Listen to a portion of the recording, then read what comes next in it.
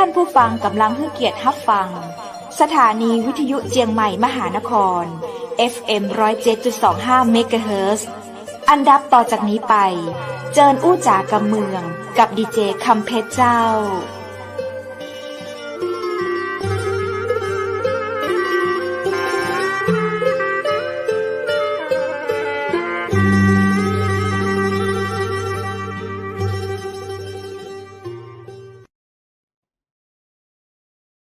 เพชรกับทีมงานเชียงใหม่มหานครเฮาออกมานอกสถานที่นะเจ้าออกมาจากไก่เวียงเชียงใหม่พอสมควรวันนี้เฮาไปไว้สมาคมสื่อมวลชนเพื่อการท่องเที่ยวเปิ้นได้จัดกิจกรรมดีๆนะเจ้าเพื่อประชาสัมพันธ์แหล่งท่องเที่ยวและบริการในพื้นที่จังหวัดเชียงใหม่และแม่ฮ่องสอน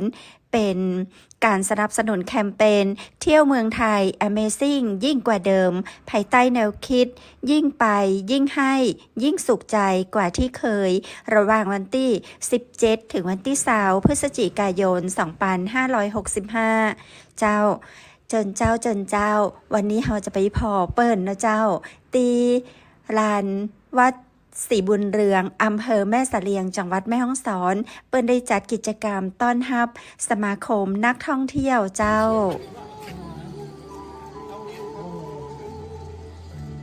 ขอบคุณครับผมนักท่องเที่ยวของเราก็มาถึงครบแล้วนะคะแต่ตอนนี้ก็ไปใช้บริการห้องน้ำนะคะเพราะว่าเดินทางไกลมากเดินทางมาจากกรุงเทพมหานครนะคะตื่นกันมาตั้งแต่ตี 2ขึ้นเครื่องบินขึ้นเครื่องบินมาใช่นัด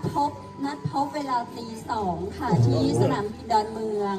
โอ้ยขึ้นจากดอนเมืองมาลงเชียงใหม่แล้วเชียงใหม่แล้วก็ท่องเที่ยวเชียงใหม่หลายที่หลายแห่งโอ้โหเต็มเลยเนาะอ๋อจังหวัดสระแก้วนั่งก่อนนะคะนั่งตามอัธยาศัยนะคะหิวก็ทานก่อนได้เลยนะคะบรรยากาศสบายๆค่ะเดี๋ยวทานก่อนได้เลยครับบริเวณห้องน้ำอยู่ตรงไหนนะคะเดินตรงไปโน่นนะครับเห็นสบายนะครับตรงนั้นครับเชิญครับมีอาหารให้เลือกหลากหลายเลยค่ะก็จะเป็นอาหารเหนือนะคะอาหารภาคกลางก็มีให้เชิญครับผมครับมา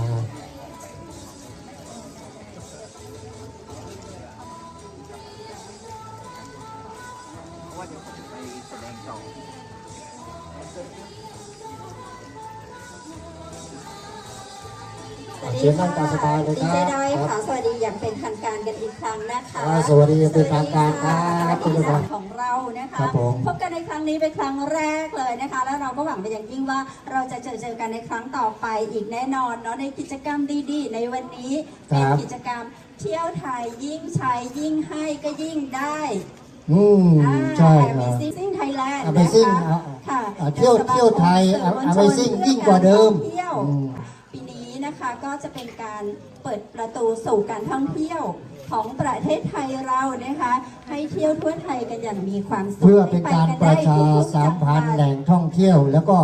แหล่งบริการท่องเที่ยวด้วยนะอย่างเช่นแหล่งบริการก็คือสถานบริการต่างๆครับไม่ว่าจะเป็นโรงแรมสถานที่พักอะไรต่างๆด้วยนะครับนี่ก็ทางสมาคมสื่อมวลชนการท่องเที่ยวก็จะได้ปรับกะเหรี่ยงสนอเสียงสารวินงามถิ่นธรรมชาติพระธาตุสีจอมกล้วยไม้หอมเอื้อมแสะเชิญรับชมการแสดงจากน้องๆที่มาต้อนรับคณะสื่อมวลชนเพื่อการท่องเที่ยวเลยค่ะชุดแรกกันก่อนนะ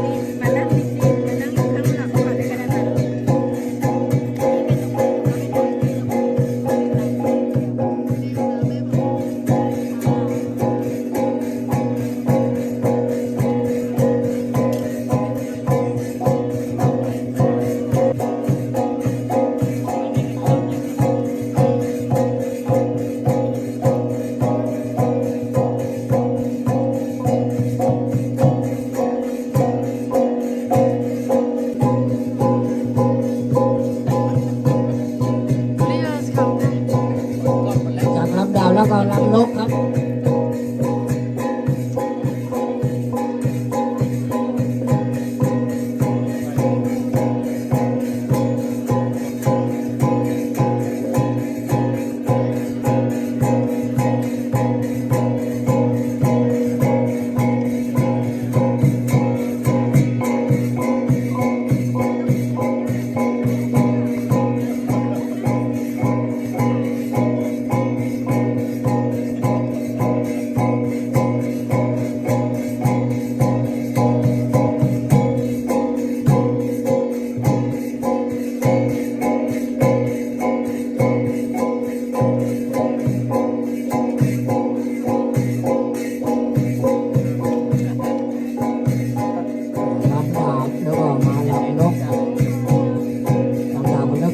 บุรุษของเราในโบราณกาลเราก็ใช้ดาบเนาะสำหรับนกนั้นนะครับสืบทอดเป็นประเพณีดีงามของชาติพันธุ์ไทยเรามีชาติพันธุ์เยอะนะครับโดยเฉพาะอย่างยิ่งแล้วก็แม่เสด็จเขาเรียกว่าไตนะครับบางคนเรียกว่าไทยใหญ่เนาะลำนกนี่ก็เป็นสัตว์ป่าหิมพานต์นะครับหรือจะมีโตยปลายเมื่อวานแล้วว่าตอนที่ออกพรรษานี่เมื่อเสด็จก็มีงานออกหวานออกพรรษาลำนกแสดงความยินดี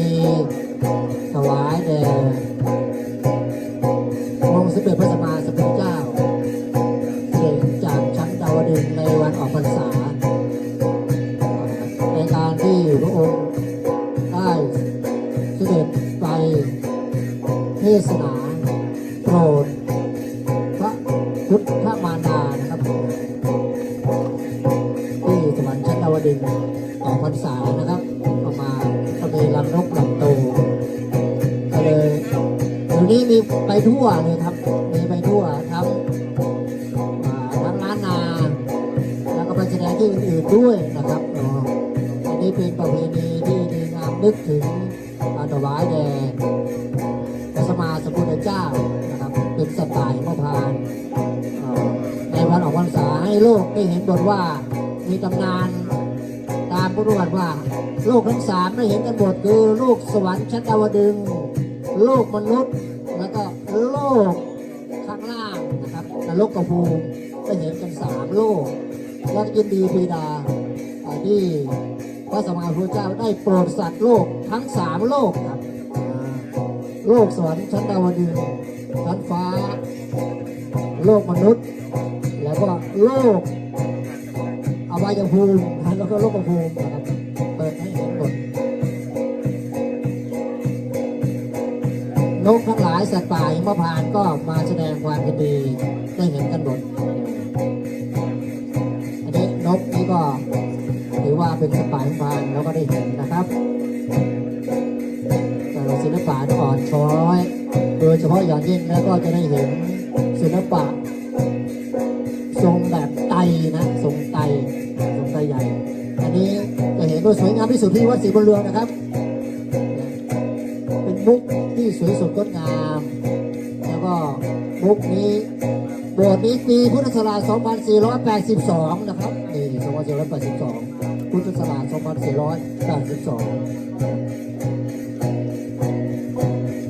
รัชกาลที่ 9 พระบาทสมเด็จพระเจ้าอยู่หัวพระบรมชนกาธิเบศรมหาบุญเดชมหาราชบรมราชบพิตรและสมเด็จพระนางเจ้าสิริกิติ์พระบรมราชินีนาถพระบรมราชชนนีพันปีหลวงเสด็จพระราชดำเนินมาวันที่ 26 มกราคม 2516 ครับ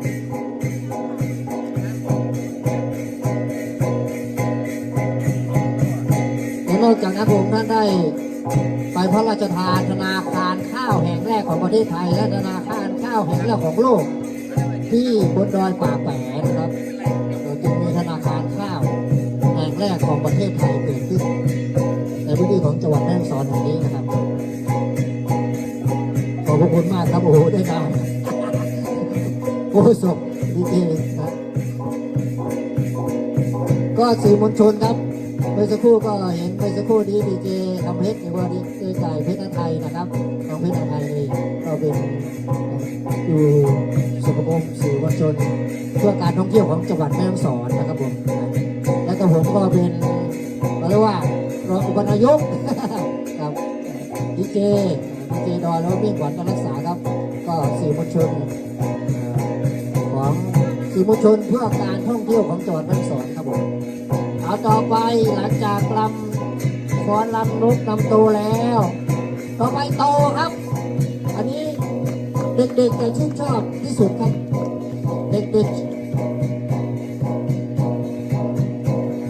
จะชื่นชอบ เรียกว่าเป็นสัตว์ป่าหิมพานต์ สัตว์ป่าหิมพานต์โตเป็นสัตว์ป่าหิมพานต์นะครับจะดูเป็น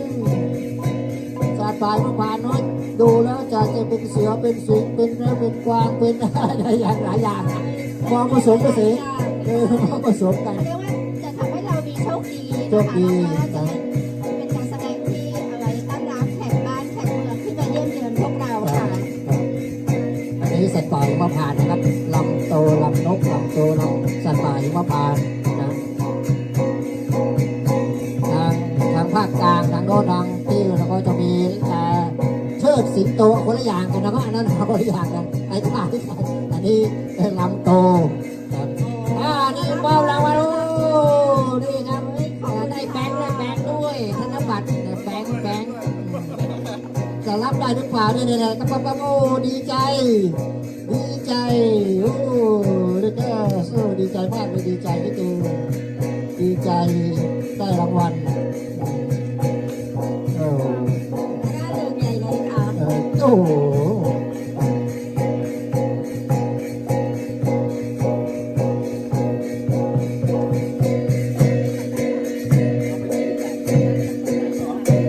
เดี๋ยวจะหย่อนให้ฮะหย่อนหย่อนเข้าปากเลยเป็นเล็กไม่ยอมจะเป็นยังไงดีใจแล้วทุกภาพไว้ปากตรงไหนรับได้ด้วยข้าไปแล้วว้าวคลืนแบงค์20ไปแล้ว คืนแบงค์20ไปแล้ว ขอบคุณค่ะน่ารักมาก แบงค์3ไปแล้ว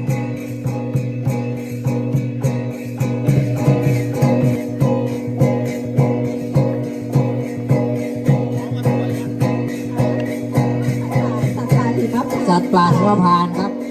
จะดูกวางก็ไม่ใช่จะดู เขาเรียกสั้นๆนะคะเขาก็เรียกว่าลำโตนะคะวันนี้นะคะนายกสมาคมของเราก็มีชื่อเล่นว่าอาจารย์โตหรือว่าดรโต ดรโตไม่ใช่ ต้อนรับค่ะ ตอนนั้นดรโตดรสว่าง มีใบสีแดงมาแล้วค่ะน้องชอบนะคะปากกว้างๆ โอ้วันนั้นเลนอันนี้ใหญ่เข้าไป กลืนค่ะกลืนลอยไปแล้วนะคะ โอ้โหครับโอ้โหครับครับ อันนี้ก็เป็นการแสดงจากน้องๆโรงเรียน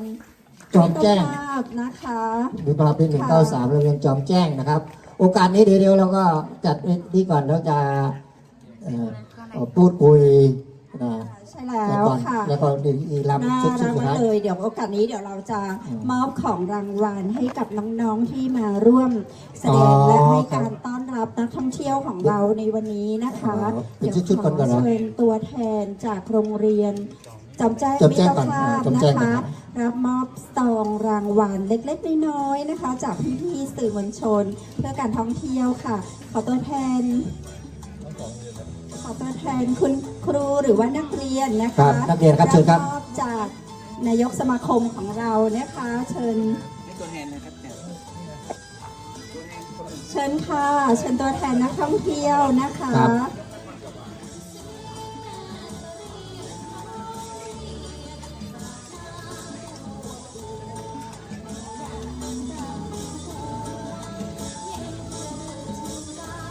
บรรยากาศดีมากเลยนะคะดีเจดอย เริ่ม ค่ะ เย็นลงนะครับนะอันนี้ก็ขอเชิญทางด้านตัวแทนสมาคมสื่อมวลชนเพื่อการท่องเที่ยวครับผม สวัสดีค่ะสวัสดีค่ะ โอ้ครับบันทึกภาพเลยครับบันทึกภาพไปเลยครับผม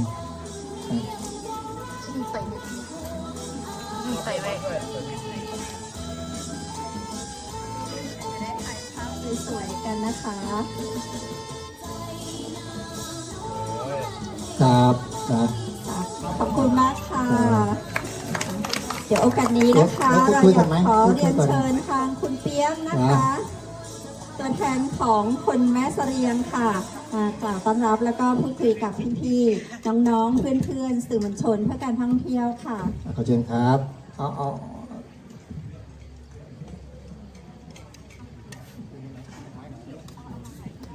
มาให้คุณเปียกหน่อย Welcome to Thailand ภาพพระอาจารย์ที่อยู่บนวัดท่านผู้เกียรติที่เคารพรักทุกท่านครับ วันนี้เป็นโอกาสที่ดีมากที่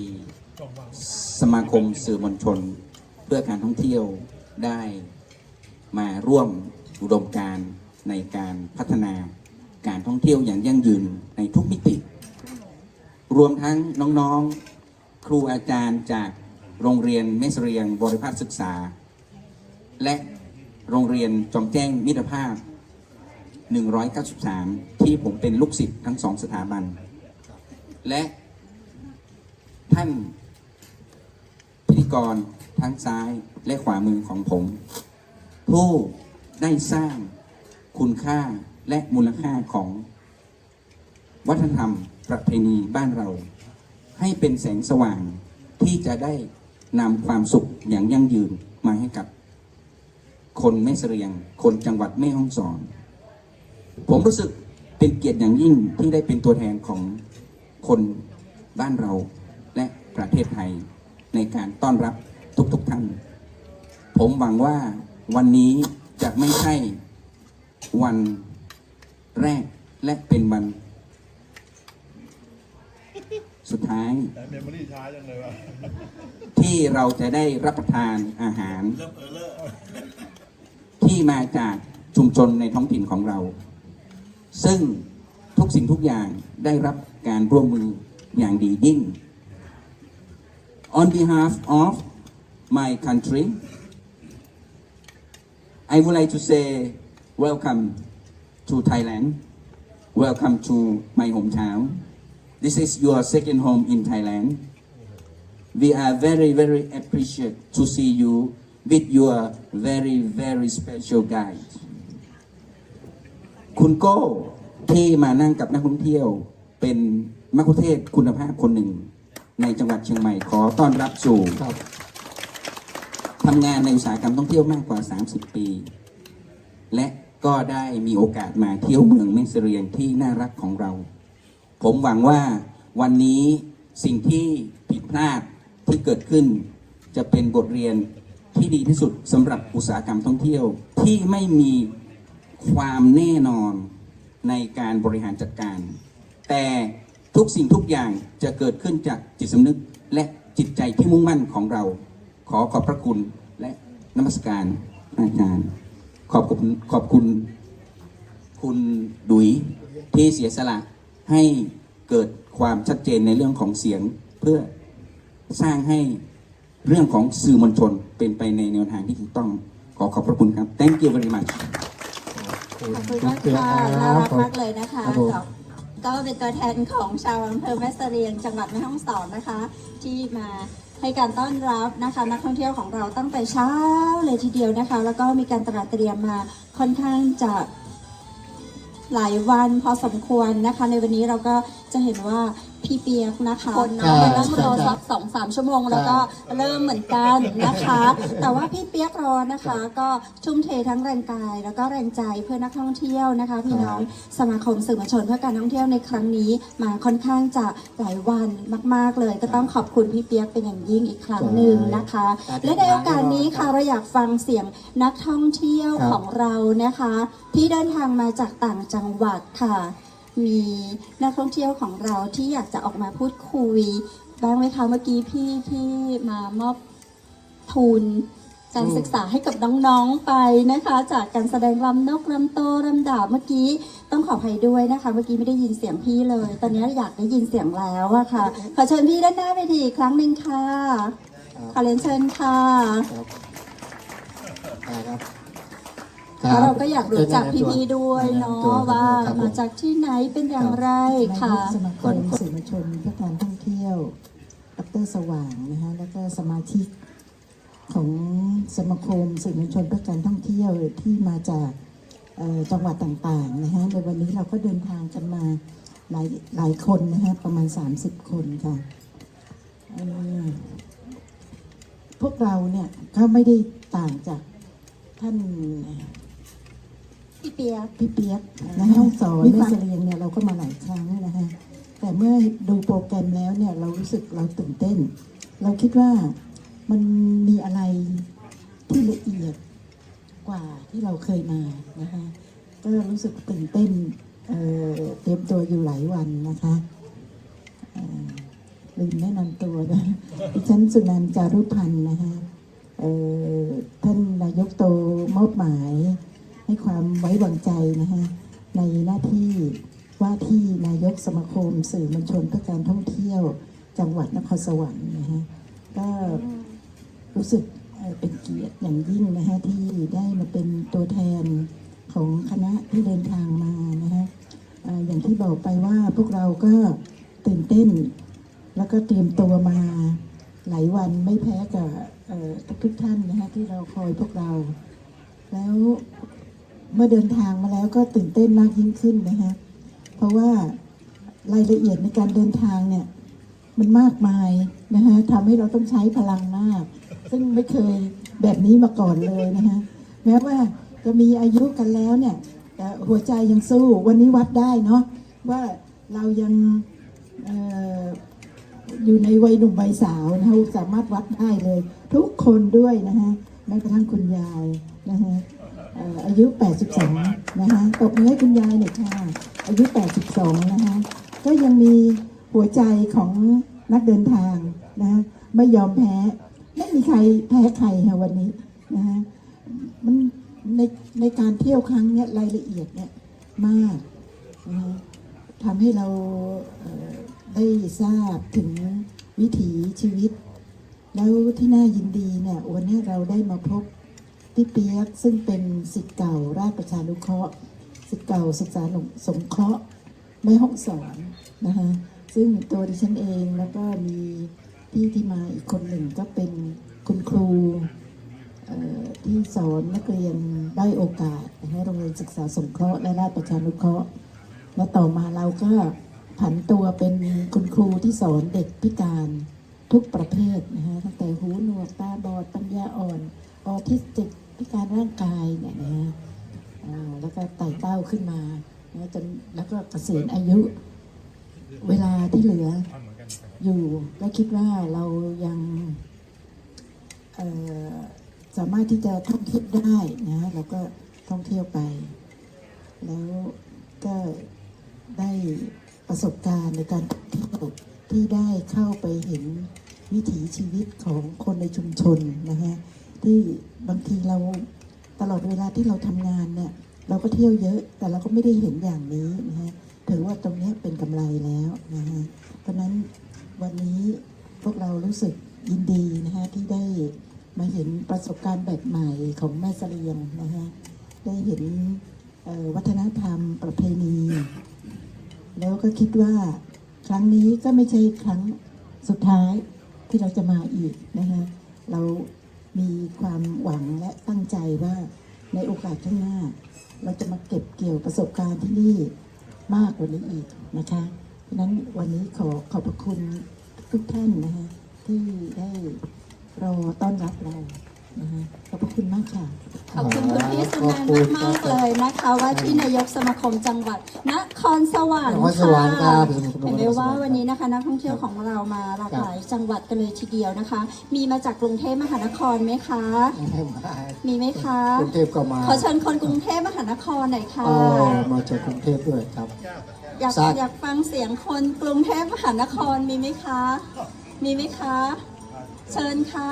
เห็นเสื้อท่านติด PRE ด้วยย่อมาจากอะไรคะขอเชิญค่ะขอเชิญคนกรุงเทพมหานครทักทายคนแม่เสลียงหน่อยนะคะเชิญค่ะสวัสดีครับผมเป็นเจตนะครับอัญชลีพงศ์เป็นกรรมการของอนาคตกรรมการของสมาคมสื่อมวลชนเพื่อการท่องเที่ยวนะครับก็ยินดีครับนี่เป็นครั้งแรกในชีวิตที่ได้มานะครับรู้สึกปลาบปลื้มใจมากที่มีการต้อนรับที่ค่อนข้างจะอบอุ่นนะครับ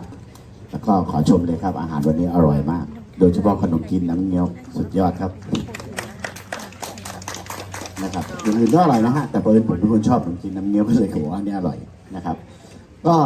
ประทับใจนะครับในการที่เดินทางมาทริปนี้ของอาจารย์ก็ได้ความรู้นะครับได้เห็นประสบการณ์ต่างๆได้มากขึ้นนะครับโดยเฉพาะตัวผมเองตอนนี้ก็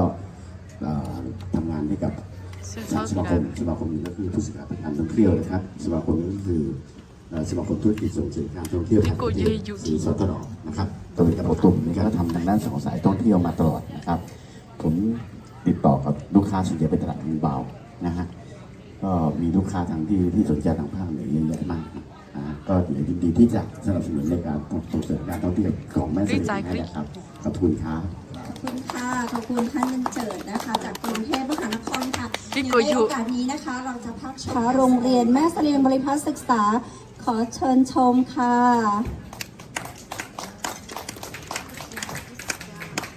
อันนี้12เล่มนะครับ12เล่มนะครับเรานานๆจะได้เห็นนะครับเล่มโบราณสมัยก่อนนะครับเพราะว่าเมืองแม่เสลียงก็ว่าเมืองยวนใต้สมัยก่อนนั้นเป็น600 กว่าปีนะเป็นเมืองหน้าด่านของล้านนาเชียงใหม่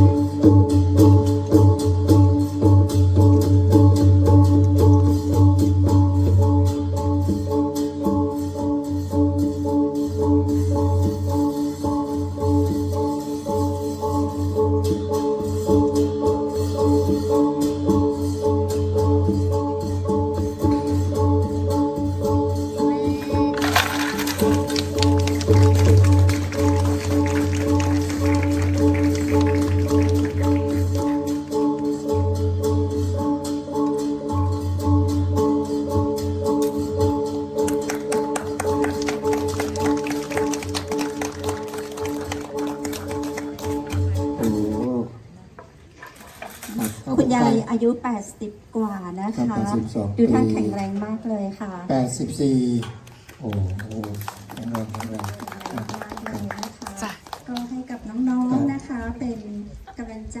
เนาะเป็นการแสดงที่หาชมยากมาก ยากมาก ถือว่าเป็นความสามารถส่วนตัวนะคะแล้วก็ค่อนข้างจะเป็นคนกลัวของมีคมค่ะถ้าแบบว่าเจออะไรแบบเนี้ยก็จะหลบก่อนแล้วแล้วเมื่อกี้เห็นไหมคะแบบเพชรหลบไปอยู่มุมนู้นเลยนะคะ คือ22 เล่มโอ้นะคะสุดยอดจริงๆขอเสียงปรบมือดังๆให้กับน้องอีกครั้งค่ะเพื่อนสื่อมวลชนเงียบจังเลยค่ะแม่อยากฟังเสียงของใครดีคะสระแก้วเมื่อกี้เขาบอก สาแก้วสาแก้ว ใช่ไหม สาแก้ว ค่ะ ครับ ขอต้อนรับคนสระแก้วหน่อยค่ะค่ะ ครับ ก็ขอสวัสดีพิธีกรทั้งสองท่านนะครับแล้วก็เรียนท่านนายกสมาคมและท่านสว่างนะครับแล้วก็สว่างแล้วก็สมาชิกและสื่อมวลชนเพื่อการท่องเที่ยวทุกท่านนะครับ ผมโกมลจันทวงศ์จากสระแก้วนะครับ มาวันนี้2 ท่าน2 คนมารอตั้งแต่ออกไปว่าตั้งแต่4 ทุ่ม4 โมงนะครับมาถึงสนามบิน4 ทุ่มนะครับเพื่อที่จะมางานนี้โดยเฉพาะนะครับ นั่นคือสิ่งที่ความตั้งใจนะครับครับผมเมื่อวานนี้นะครับ นั่นสิ่งที่เกิดขึ้นครับขออนุญาตเลยนะครับว่าผมเนี่ยชื่นชมคำว่าแม่เสลียงมาตั้งแต่เล็กแล้วได้ยินคำว่าแม่เสลียงเนี่ยผมมีความชื่นชมมาก่อนแล้วนะครับแล้วก็ครั้งหนึ่งก็เคยเดินทางมาเมื่อปี2539รู้สึกจะมาตอนนั้นนะครับ มาลอยตะเข็บนะครับขับรถมาเรื่อยๆนะครับในโบสถ์นะครับนั่นคือประติมากรรมแล้วก็เป็นความสวยงามปราณีตนะครับ แล้วก็ดูอ่อนช้อยหรือมีความรู้สึกเกิดความรู้สึกภาคภูมิใจและประทับใจในคุณค่าของมรดกทางวัฒนธรรมที่อยู่ตรงนี้นะครับ ซึ่งผมเห็นแล้วมีความรู้สึกอิ่มเอมแล้วก็รู้สึกมีความสุขมากที่ได้เห็นภาพดังกล่าวนะครับ ผมเคยไปหาเรื่องราวสไตล์ว่าในประเทศไทยเรามีเยอะแยะมากเลยครับด้านนี้มาเห็นวันนี้ก็มีความสวยงามนะตรงนั้นนะครับ แล้วก็ส่วนหนึ่งส่วนที่2นะครับก็คือเรื่องราวทางประวัติศาสตร์ของชุมชนนะครับได้เก็บซ่อนไว้ในวิถีวัฒนธรรมอันดีงามซึ่งไม่สามารถที่จะให้ใครจะมาลบล้างได้แล้วทางชุมชนก็ได้สืบสารตำนานเรื่องราวแล้วถ่ายทอดออกมาให้กับผู้ชมพวกเราได้เห็นนะครับในความเป็นศิลปะในความมีความสามารถในทักษะแล้วในเรื่องของวิถีวัฒนธรรมที่ดำรงอยู่มาอย่างยาวนานนะครับมาอย่างยาวนานตรงนั้นนะครับและส่วนที่3ก็คือเรื่องของความร่วมด้วยช่วยกันหรือการมีส่วนร่วมในมิติของวัฒนธรรมทางด้านอาหารก็เห็นขันโตกมีอาหารผมประทับใจเมื่อขาหมูต้มอะไรนะครับขาหมูอะไรนะตรงนั้นซึ่งทำให้เราเห็นว่าขาหมูซึ่งก็มันอยู่แล้วแต่ท่านเอามาใส่ในเรื่องของเขาเรียกอะไรไปเลยผมไม่ทราบในวันนี้ที่ทำนะอร่อยมากเลยครับตรงนั้นนะครับนะครับนั่นคือสิ่งหนึ่งที่เรามองเห็นว่าถ้าชุมชนรู้จักการจัดการในสิ่งที่มีอยู่แล้วเอามาใช้และสามารถที่จะนำเสนอเป็นรูปลักษณ์ของความเป็นวิถีวัฒนธรรมความเป็นคุณค่าของสิ่งที่มีอยู่แล้วก็สามารถถ่ายทอดออกมาและนำมาสู่เรื่องของการสร้างอาชีพสร้างรายได้ที่ดีมากเลยครับแล้วก็ทำให้เราอย่างน้อยผมก็ประทับใจแล้วนะครับและสิ่งเรื่องนี้ซึ่งผมก็แสวงหาไปทั่วประเทศเหมือนกันในการเดินทางเพราะว่าผมเป็นนักเดินทางแล้วก็ไปอย่างเงียบๆแล้วก็เป็นนักพัฒนานะครับในภาคตะวันออกผมไปมา2 ปีผมไปมาแล้วก็ไปพัฒนามา900 กว่าโครงการในพื้นที่ภาคตะวันออกเฉพาะ2 ปีที่จดไว้นะครับแล้วก็ช่วงนี้ภาคกลางนะครับแต่เราไม่ทำงานในมิติของภาครัฐแต่เราทำงานในภาควันนั้นผมว่างพอดีผมเป็นอาจารย์มหาลัยราชภัฏวลัยลงกรณ์นะครับพอดีผมว่างพอดีได้เห็นภาพว่ามีการอบรมผลิตภัณฑ์นะครับผมก็เลยเข้ามาอบรมนะครับมานั่งฟังดูเพราะเราชอบเรื่องราวเหล่านี้อยู่แล้วซึ่งเป็นแนวทางเดียวที่จะทำให้ชุมชนดำรงอยู่ได้คือมิติทางวัฒนธรรมกับผลิตภัณฑ์ชุมชนแต่เราจะถ่ายทอดออกมาเป็นสากลได้อย่างไรนั่นคือสิ่งที่เราจะต้องดำเนินการเรายอมรับว่าภาครัฐมีความพยายามที่จะสนับสนุนและส่งเสริมแต่ว่าก็อยู่ในกลไกของระบบรัฐนะครับคนที่มาทำหน้าที่ในระดับชุมชนตำบลอำเภอจังหวัดเนี่ยเขามาในระบบบทบาทของราชการ จะเข้าไม่ถึงมิติทางภูมิปัญญาและวัฒนธรรมและคุณค่ามรดกทางวัฒนธรรมที่ปรากฏอยู่ที่ฝังอยู่นะครับเราเห็นเรื่องราวที่ถูกฝังอยู่แล้วถูกถ่ายทอดโดยคนในชุมชนวันนี้ก็เห็นสมาคมสื่อมวลชนและการท่องเที่ยวในพยายามที่จะพลิกฟื้นสิ่งเหล่านี้กลับคืนขึ้นมาจากที่อยู่ในมิตรที่ถูกซ่อนไว้ขึ้นมาในสังคมวงกว้างแล้วถ่ายทอดออกไปในการสื่อในยุคสมัยใหม่มันเป็นลักษณะร่วมสมัยตรงนี้แหละครับคือคุณค่าของพวกเราทั้งเรื่องของชุมชนและเรื่องของกลุ่มมวลชนของเราที่เห็นภาพดังนั้นผมจึงได้เข้ามาแล้วก็ช่วงไหนว่างก็ติดตามมาด้วยแล้วมาเรียนรู้ประสบการณ์ต่างๆก็จะไปดำเนินการต่อในพื้นที่สระแก้วนะครับแล้วก็สิ่งหนึ่งที่อยากจะฝากก็คือว่าทุกชุมชนมีสิ่งที่ดีงามถูกซ่อนไว้อยู่แล้วแต่ยังไม่มีใครที่จะมากระตุ้นแล้วก็ปรุงแต่งเข้ามาสู่ยุคร่วมสมัยได้แต่วันนี้เราเห็นร่องรอยของแม่เสลียงเรานะครับแล้วก็ถ่ายทอดออกมาวันนี้นั่นคือสิ่งที่จะสามารถเป็นแบบอย่างที่ดีที่ผมนั่งดูแบบอย่างที่ดีในขณะที่ทานอาหารไปด้วยแล้วก็ชื่นชมในส่วนนั้นนะครับก็ขอชื่นชมนะครับก็ขออนุญาตให้พวกเราได้ปรบมือให้กับทีมคณะของชุมชนแม่เสลียงนะครับขอบคุณมากครับผม ขอบคุณมากค่ะนับว่าท่านเป็นนักท่องเที่ยวกิตติมศักดิ์ไว้เลยนะคะรายชื่อตั้งแต่ปี 2539 เกิดหรือยังคะตอนนั้นนะคะเพชรขึ้นมานักแสดงปีแรกเลยค่ะปี 38ท่านมาปีหลังให้ปีเดียวเองนะคะปี ครับผมนะโอ้นี่ก็ผมว่าไปที่ไหนดูแล้วมีความเป็นมาคือเป็นสตอรี่ซอฟต์พาวเวอร์ เป็นนักท่องเที่ยวชาวต่างชาติไปด้วยนะคะดีเจ ของไม่ ด แส อ ด ย ง ของเรา ได้ เลย บ้าง สปีกอังกฤษกันนิดนึงนะคะผิดถูกอย่างไรก็ขออภัยด้วยก็แล้วกันนะคะ ครับ ค่ะและในโอกาสนี้นะคะเราอยากจะฟังเสียงของคนที่นำทุกท่าน โอ้ นะคะมา แน่น ถึ อง น ณ ครับ แผ่นดินนี้นะคะ ครับ ค่ะเราก็อยากจะฟังเสียงท่านด้วยเนาะค่ะท่านคิดจากความคิดอะไร คิดยังไง ครับ ถึงมาในจุดของแม่เสรียงวันนี้ได้ เราอยากจะฟังเสียง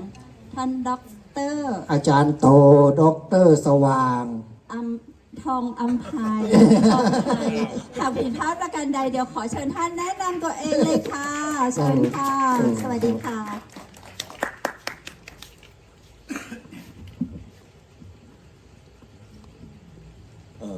สวัสดีครับทุกท่านครับวันนี้ไม่ได้มาคนเดียวครับมีครอบครัวมาด้วยครับมีแม่บ้านมาด้วยครับเมียผมฮะ เรามาเป็นครอบครัวก็ก่อนอื่นต้องขอบคุณนะครับ จริงๆแล้วเนี่ยทำไมเราถึงเลือกมาที่แม่ฮ่องสอนจริงๆแล้วผมเคยมาแม่ฮ่องสอนเมื่อปีพุทธศักราช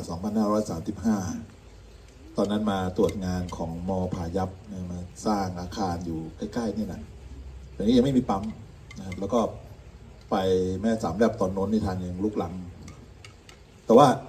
อันนั้นก็คงไม่ใช่มันยังไม่ใช่สิ่งที่เรากำลังอยากให้มันเป็นเหมือนทุกวันนี้คือทุกวันนี้ที่เราพยายามที่จะผลักดันมากที่สุดก็คือด้วยความที่เราอยู่ในเวทีของจังหวัด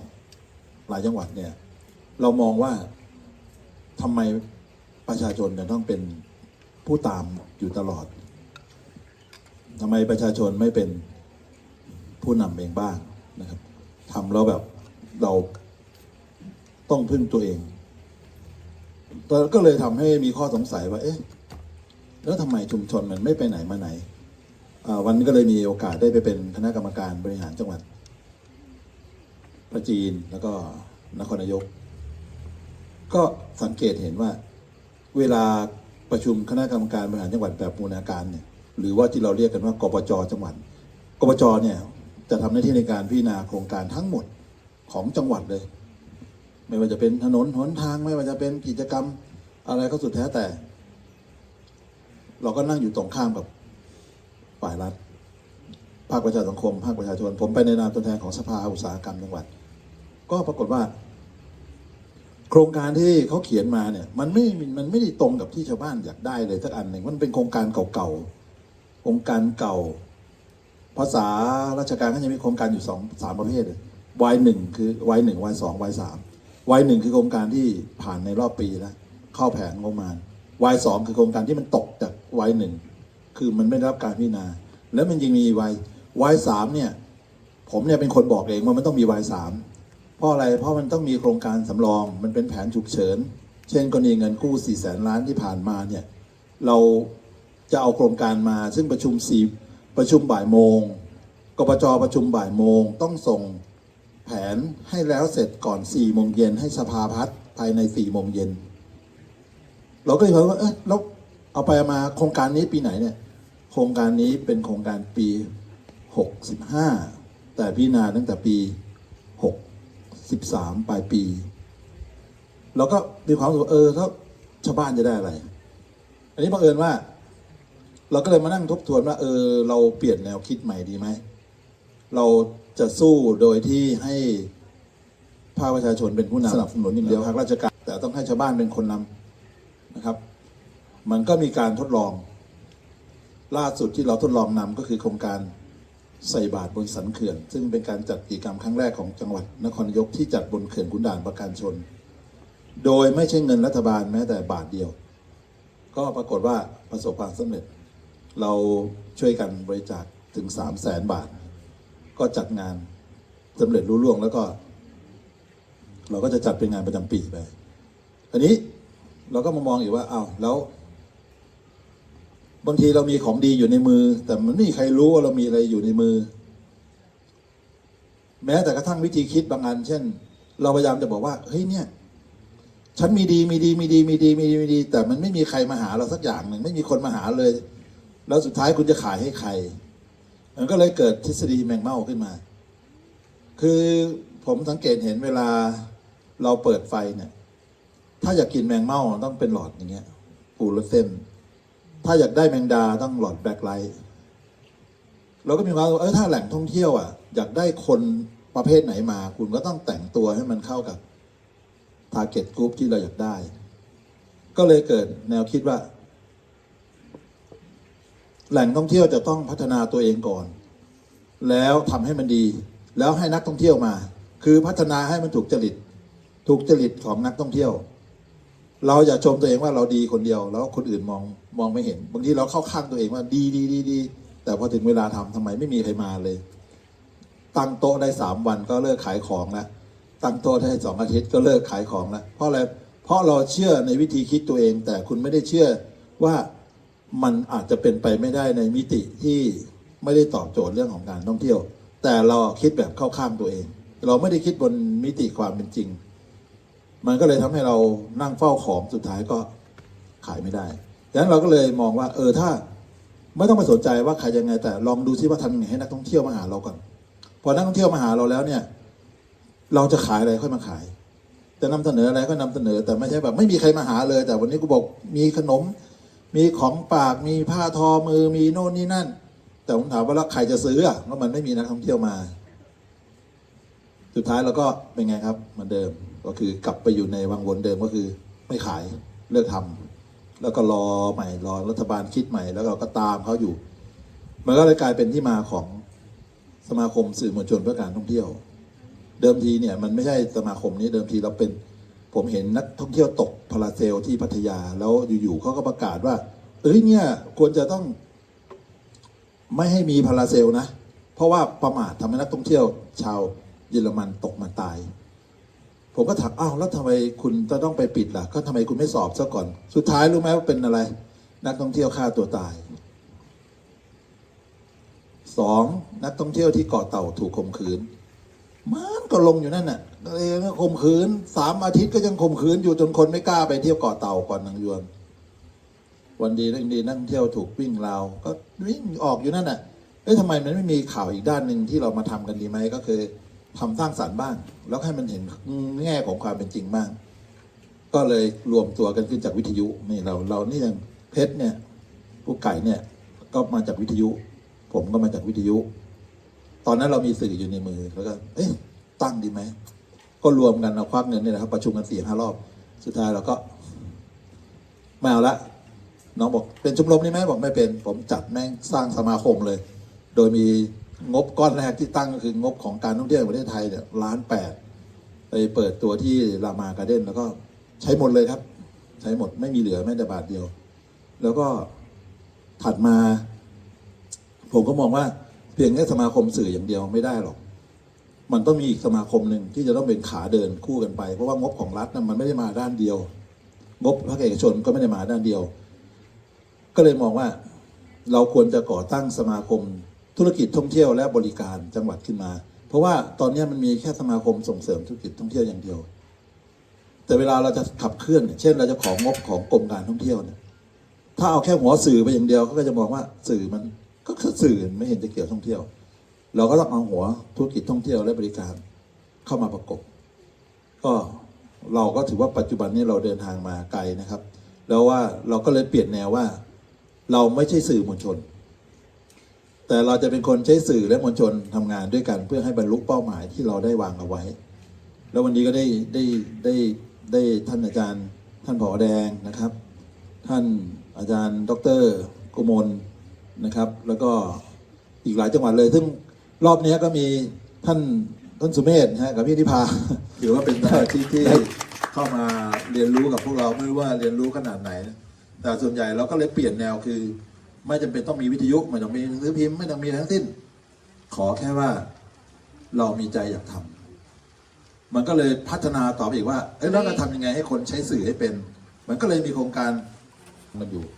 แล้วก็จะมี Rally on Application ที่เรากำลังทำกันอยู่แล้วก็ททท.ก็มาจับตามองแล้วว่ามันเล่นยังไงเราก็เลยจัดใหม่เป็น Thailand GPS Compete Application 2023 จะเป็นการแข่งขันค้นหา GPS ครั้งแรกของประเทศจะจัดที่จังหวัดราชบุรีมีเงินรางวัลนะใครสามารถขับรถหา GPS ในเวลาเรากำหนดได้ทั้งหมด20หมุดทั้งประเทศเนี่ยเราจะจัดประมาณ 7-8 สนามนะครับก็จะมีเงินรางวัลมีถ้วยมีต่างๆก็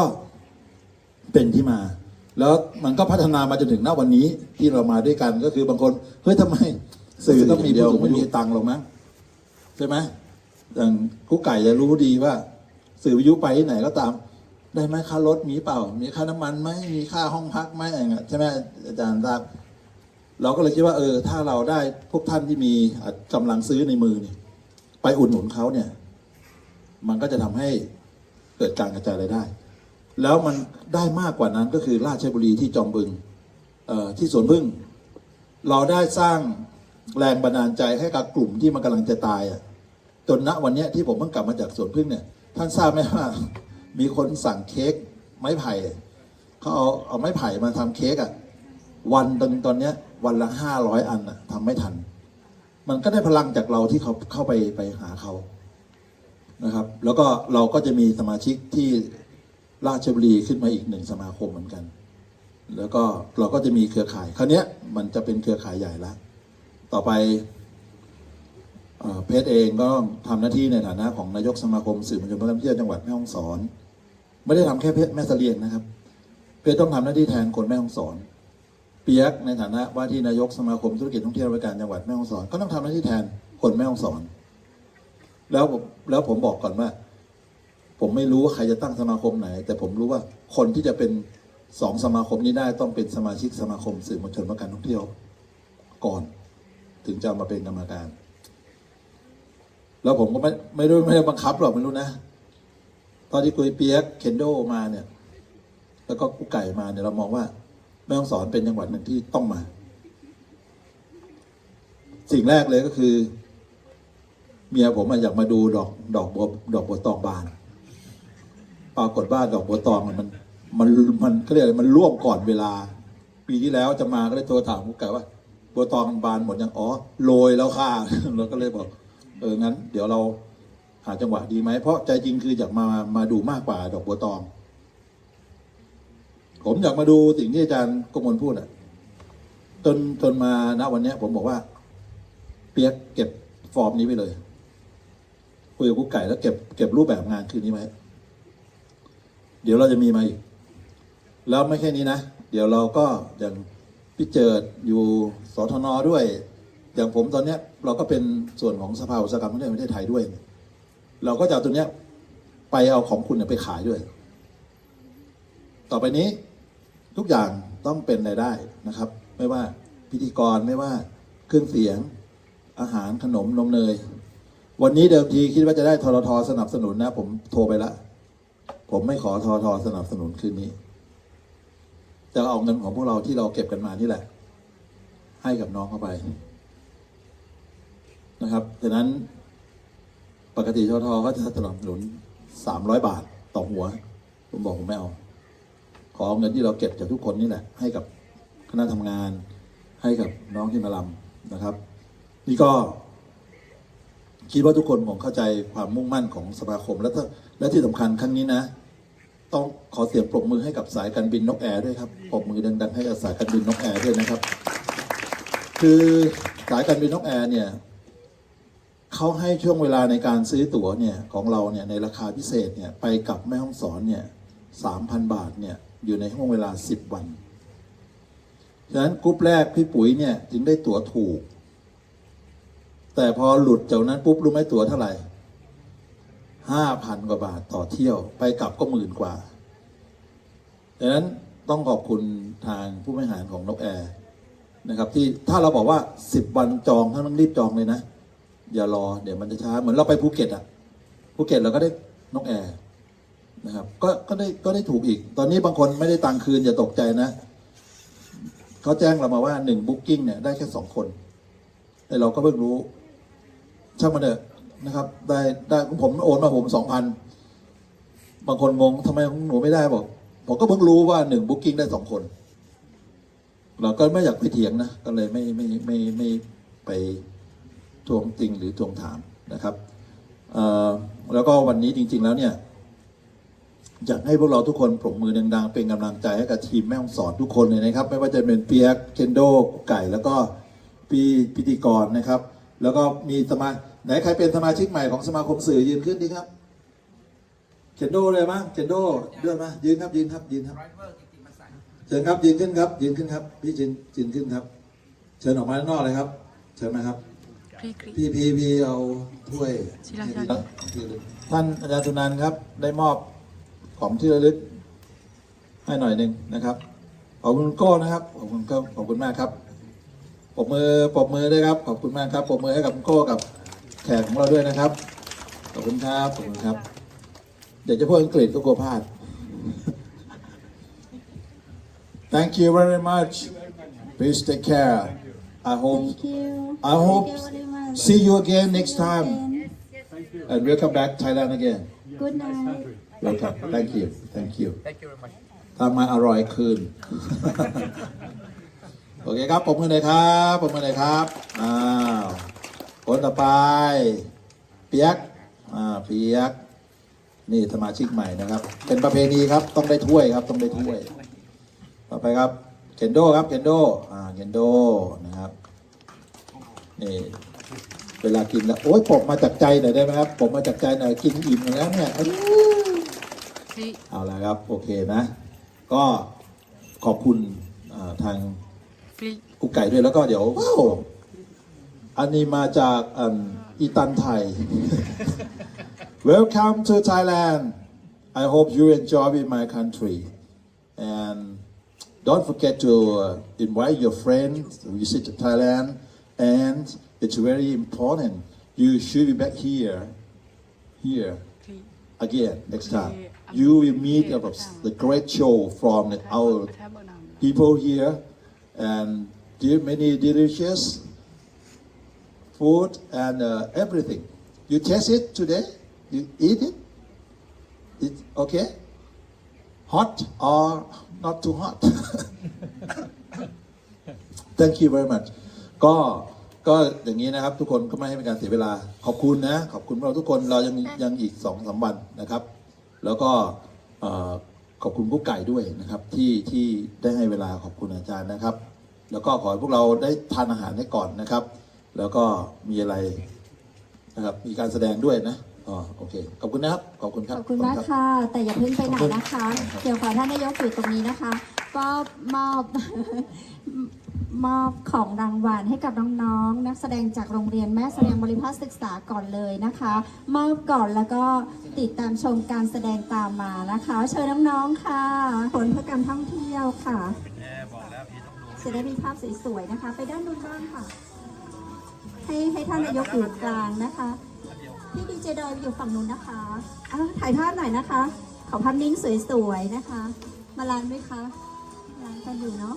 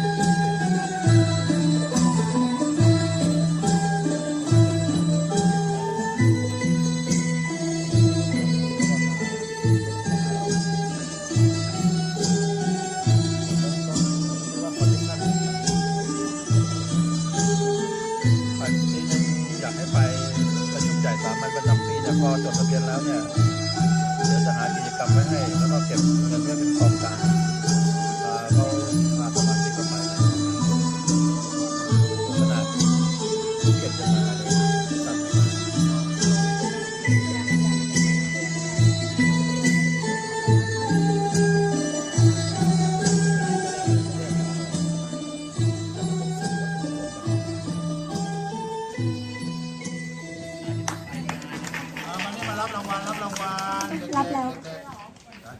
วไม่ใช่หรอรับอีก คนละส่วนกันคนละส่วน น่ารักมากเลยนะคะพี่สื่อมวลชนใครรู้ซะบ้างใครเป็นใครคุณยายจะมอบ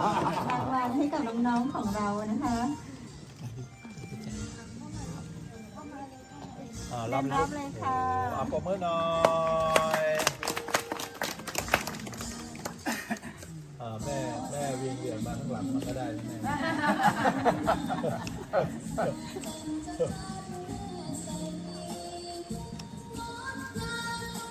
พี่ดีเจดอยจะต่อแถวน้องๆไหมคะ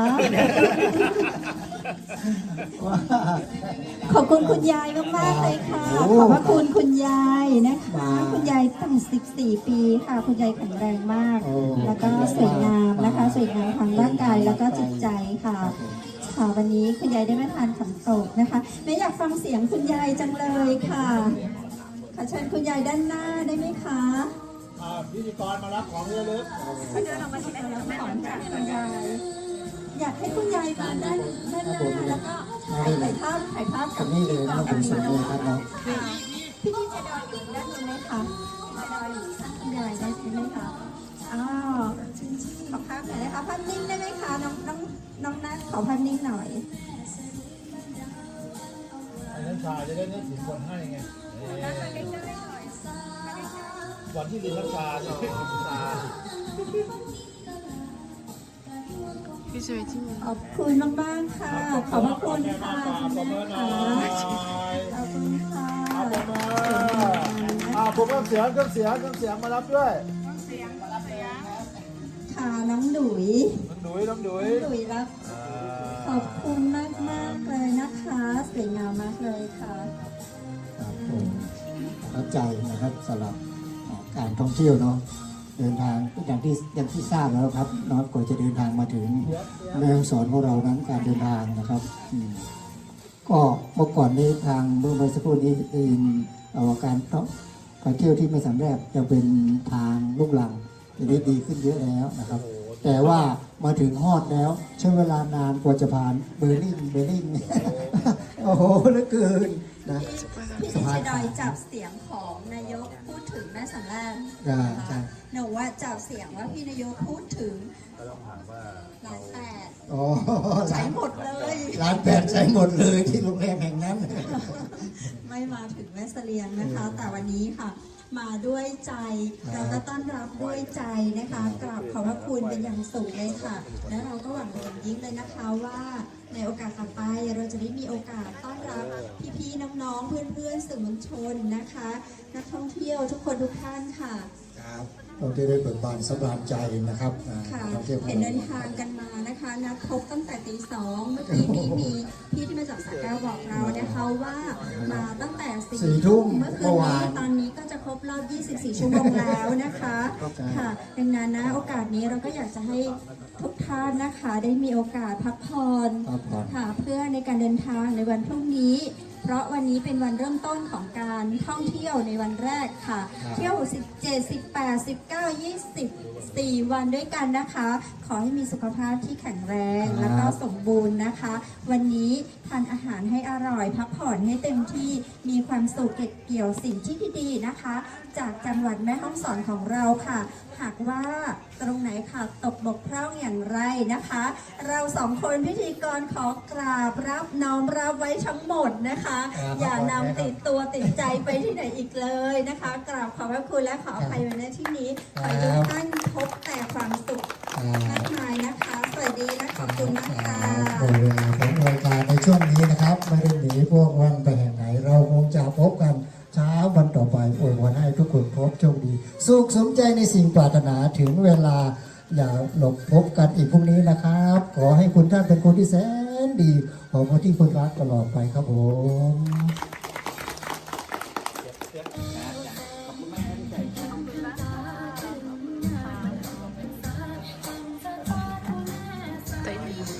ไก่ห้องเต็มเลยเหรอ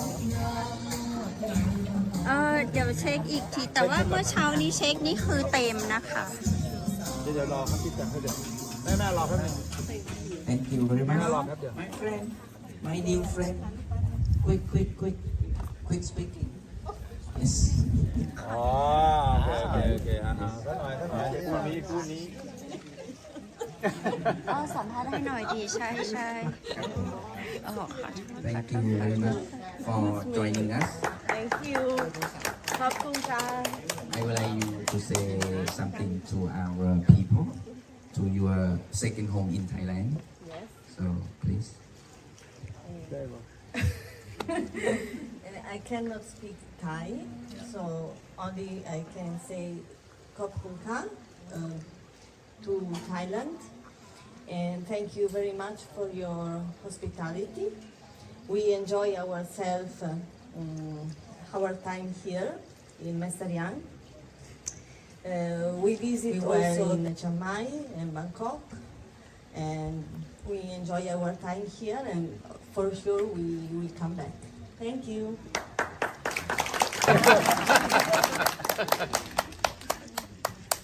Bon voyage have a nice trip See you bye take care ครับก็ขอบคุณ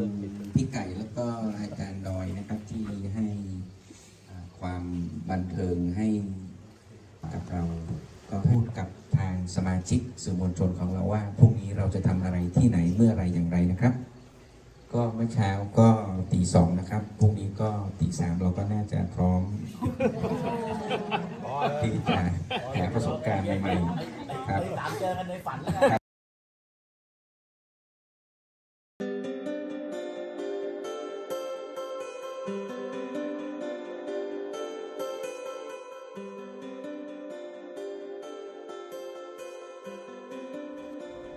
เที่ยวเมืองไทย Amazing ยิ่งกว่าเดิม ยิ่งไปยิ่งให้ยิ่งสุขใจกว่าที่เคย กิจกรรมดีๆนะเจ้าที่สมาคมสื่อมวลชนเพื่อการท่องเที่ยวเปิ้นจัดขึ้นระหว่างวันที่ 17 ถึงวันที่ 20 พฤศจิกายน 2565 สำหรับวันนี้นั้นวันศุกร์ที่ 18 พฤศจิกายนเจ้ายังอยู่ในห่วงของการท่องเที่ยวตามจังหวัดใหญ่ๆอย่างกรุงเทพมหานครนนทบุรีเจ้าเปิ้นประกาศปิดเนาะ4 วันด้วยกันคือคนไทยได้แอลเต็มที่เลย เพราะว่าคนที่ทำงานในส่วนภาครวมเปิ้นจะได้มีการจัดประชุมเอเปกนะเจ้าแอลให้เต็มที่เลยนะเจ้าแอลเหนือแอลหนาววันนี้จะได้ไขขึ้นมาตังเหนือนึกถึงโรงแรมแม่เสลียงเวียงงามนะเจ้าแอลเหนือแอลหนาวกินกับข้าวลำๆเจ้าบรรยากาศกะดีขันตกแบบในเรื่องราวที่นำเสนอผ่านไปเมื่อตะกี้นี้ท่านใดสนใจกับกิจกรรมดีๆจะติดต่อได้เนอร์กับทีมงานเชียงใหม่มหานครเจ้าอันนี้เป็นที่อำเภอแม่เสลียงเนาะจะเป็นในโซนใดของภาคเหนือยินดีนะเจ้าสอบถามรายละเอียดเพิ่มเติมกันมาได้ที่ทีมงานเชียงใหม่มหานคร0922625244เจ้าและวันนี้ขอกราบขอบพระคุณพระอาจารย์รัตนยาโนจากพุทธอุทยานสวนบุรณะรักธรรมตำบลแม่แลมอำเภอแม่ริมจังหวัดเชียงใหม่คุณผู้ชมและคุณผู้ฟังท่านใดสนใจขออุปกรณ์ฝึกเรียนสมาธิได้นะเจ้าโทรตี้0980364744เจ้าวันนี้ขอกราบขอบพระคุณเจ้าอาวาสวัดศรีบุญเรืองพระอาจารย์อัสดินวิสุทธิจิตโตงามๆนะเจ้าขอขอบคุณโรงแรมแม่เสลียงเวียงงามเจ้าเปิดบริการตลอด24ชั่วโมงติดต่อสำรองจองห้องพักได้ที่0536214444ขอบคุณน้ำผึ้งแท้น้ำผึ้งตราสารวินน้ำผึ้งจากธรรมชาติบริการส่งทั่วไทยโทรได้ที่0826166889ขอบคุณแสงประเสริฐโภชนาบริการอาหารโต๊ะจีนสากลบริการทั่วไทยระดับ5ดาวโทรจองที่0904658589ขอบคุณขันตกแม่เสลียงเวียงงามโทรถามได้ที่0826166889ขอบคุณชุดพิธีกรหญิงจากร้านผ้าปื้นเมืองชุดไทยใหญ่ขอบคุณคุณผู้ชมคุณผู้ฟังทุกท่านขอให้โชคดีและมีความสุขนักๆสำหรับค่ำคืนนี้ขอให้คุณผู้ชมนอนหลับฝันดีราตรีสวัสดิ์เจ้า